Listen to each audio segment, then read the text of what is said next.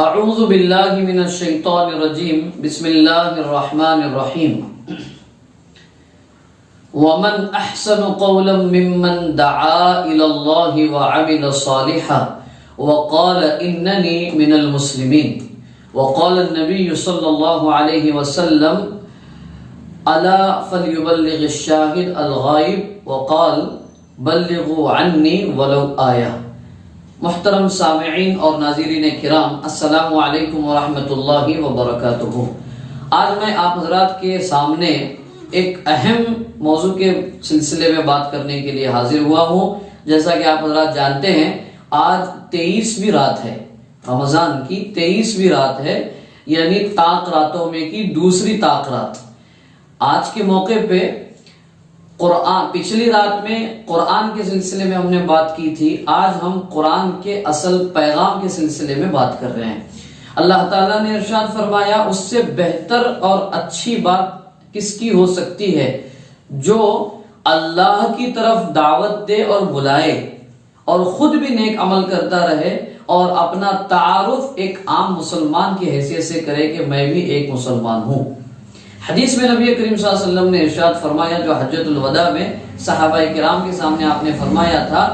کہ تم میں کا جو یہاں پر حاضر شخص ہے، جو یہاں پر پریزنٹ ہے، وہ غائب تمام احباب کو جہاں تک تمہاری طاقت اور سکت ہے وہ چیزیں پہنچا دو جو میں نے تم تک اللہ کے دین کے طور پر پہنچائی ہے۔ اور اس کا کرائیٹیریا بھی آپ نے طے کر دیا اور بتا دیا کہ اگر ایک آیت، ایک بات بھی اگر تمہیں مجھ سے اللہ کے دین کے طور پہ قرآن کی بات پہنچی ہو، وہ تم باقی لوگوں اور انسانوں تک پہنچاؤ۔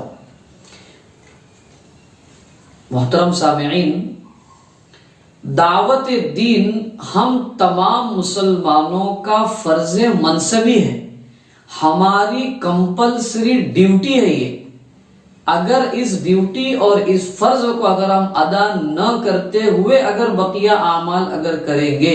بہت ممکن ہے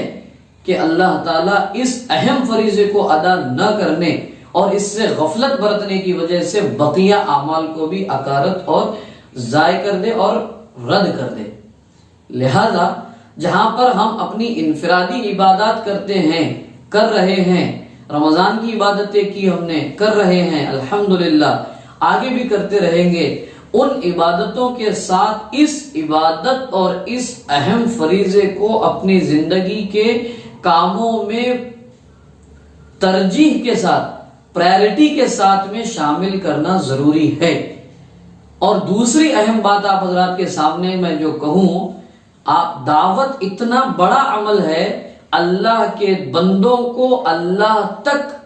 پہنچانا، اللہ کی طرف دعوت دینا، یہ اتنا بڑا کام ہے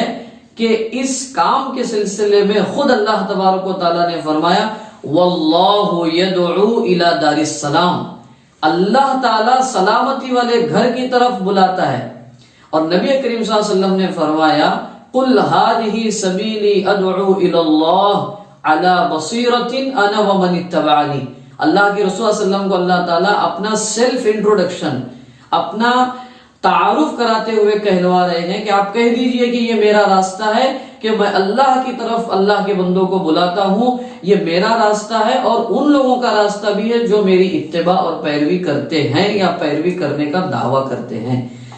پتہ یہ چلا کہ دعوت اتنا اہم عمل ہے کہ جو عمل اللہ تبارک و تعالیٰ خود کر رہے ہیں، اس کے سلسلے میں رسول سے تعارف کروایا۔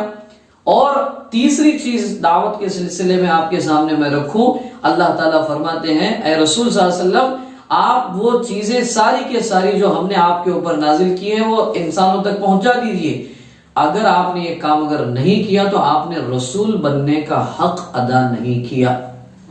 یہ غور کرنے کی بات ہے۔ اگر وہ آیت میں ہم اپنے آپ کو رکھیں تو بات یہ ہوگی کہ تم نے اللہ کے رسول کی امت میں پیدا کیے جانے کا حق ادا نہیں کیا اگر آپ نے دعوت دین کا کام اگر نہیں کیا۔ اور اس سے آگے اللہ تعالیٰ ایک بات فرما رہے ہیں، یہ دعوت دین یعنی انسانوں کو اللہ کے دین کی طرف بلانے کے کام میں اگر کچھ لوگ تمہیں تکلیف اور مصیبت پہنچانے کی کوشش کرتے ہیں تو واللہ یعصمک من الناس، اللہ تعالیٰ لوگوں کی ہر قسم کی تکلیف اور مصیبت سے آپ کی حفاظت کرے گا۔ یہ دعوت دین کی بات جو میں کہہ رہا ہوں وہ خاص طور پر ان لوگوں میں اللہ کے دین کی دعوت پہنچانے کے سلسلے میں ہے جو اب تک دین اسلام میں داخل نہیں ہوئے ہیں، یعنی برادران وطن، نان مسلم بھائی بہنیں۔ آج ارادہ کر لیجئے، عزم کر لیجئے کہ انشاءاللہ میں اپنی زندگی میں فرسٹ پرائرٹی پر دعوت کو اور دعوت دین کو رکھوں گا، اور میرے تعلقات کے جتنے بھی برادران وطن غیر مسلم بھائی بہنیں ہیں ان تک اللہ کے دین کو پہنچانے کی فکر اور کوشش کروں گا۔